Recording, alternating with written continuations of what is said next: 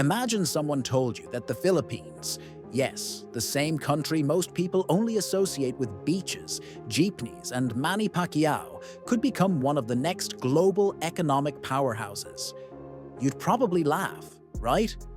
Like, sure, and my dog's gonna become CEO of Tesla. But here's the twist. This bold prediction isn't coming from some random Twitter economist. It's coming from David Malpass, the former president of the World Bank, aka the guy whose LinkedIn basically runs global finance. When he says the Philippines is poised to level up, the world pays attention.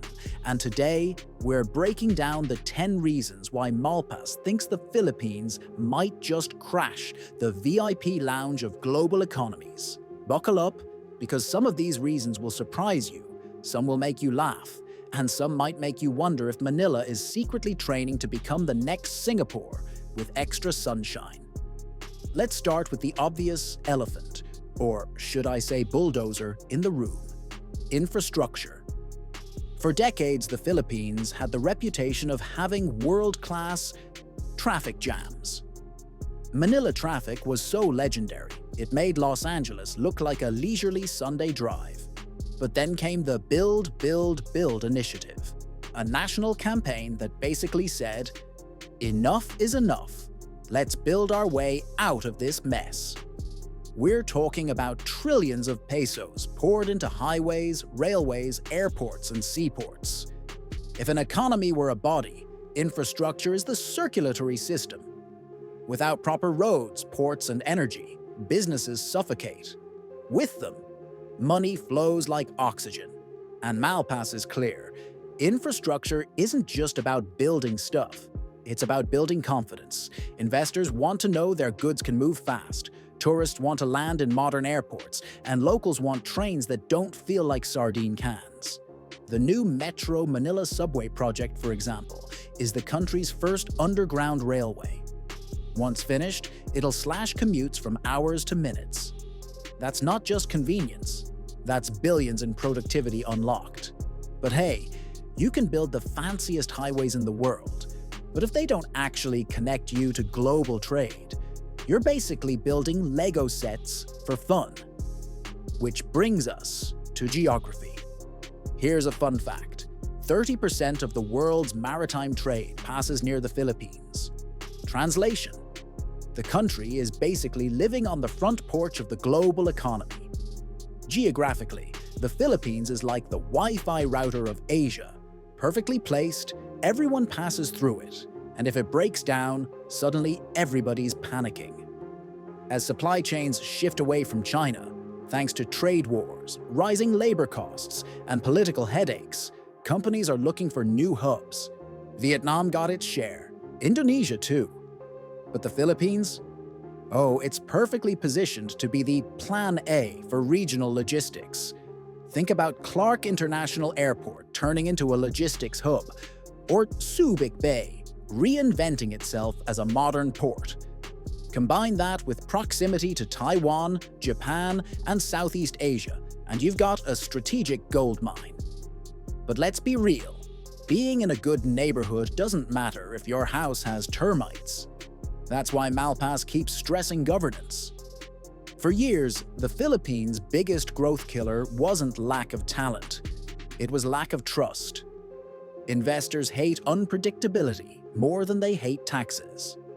If you don't know whether your contract will be honored or if your project will be hijacked by red tape, you pack up and leave. Clean governance is non-negotiable.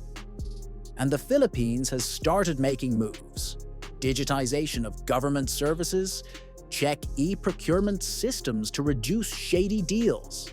In progress.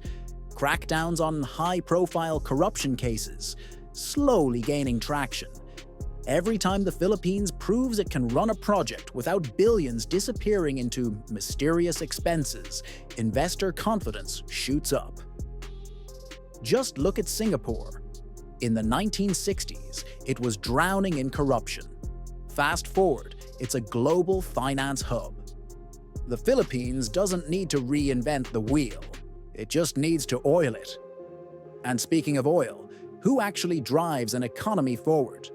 Not politicians, not investors. It's people. And the Philippines has a secret weapon here. It's demographics. The country is sitting on a jackpot. Median age? Around 25.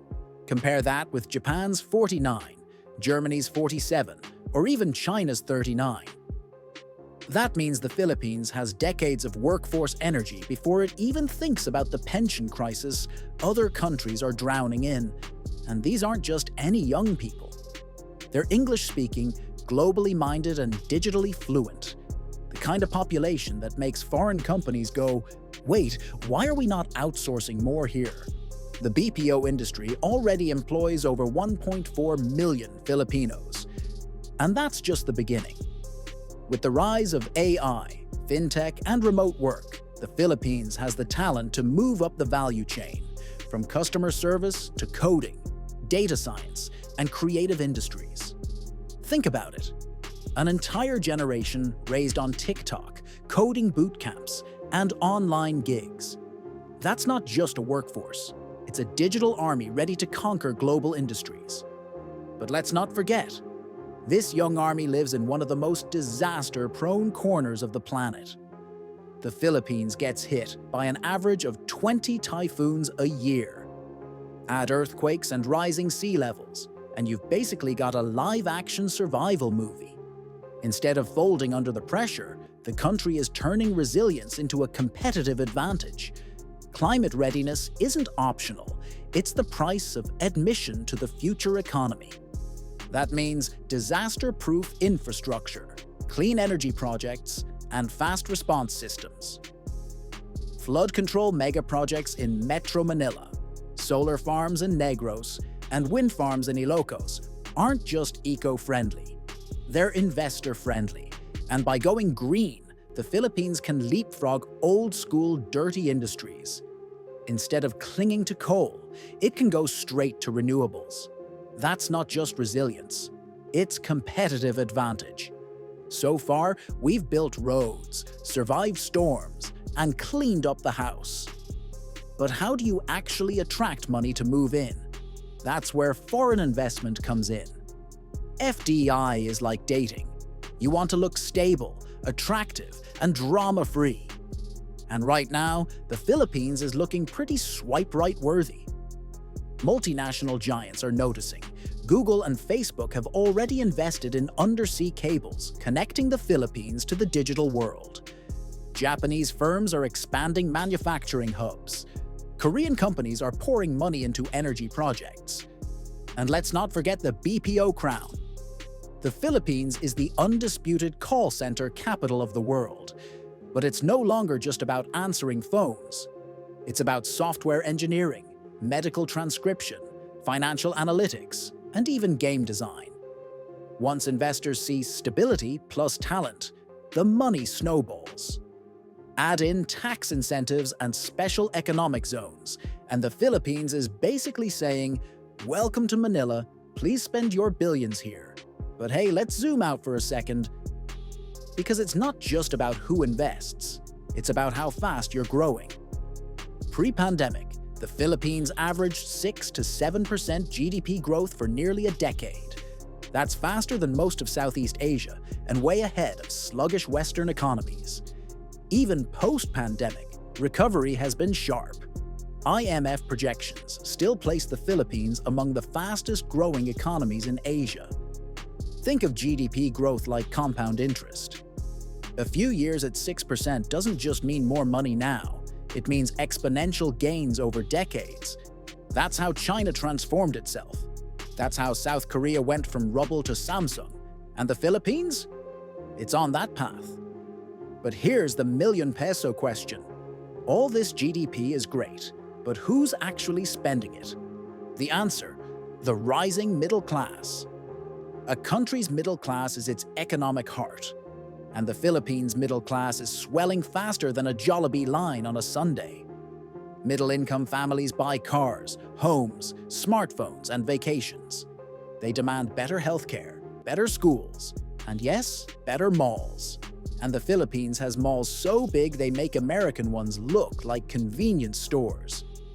This domestic demand acts as an economic safety net. Even if exports wobble, the middle class keeps the economy humming. That's why Malpass sees this rising class as one of the strongest engines of sustainable growth. And if shopping malls weren't enough, let's talk about the Philippines' most underrated weapon: its tourism empire. The country is like that friend who's gorgeous but doesn't know it.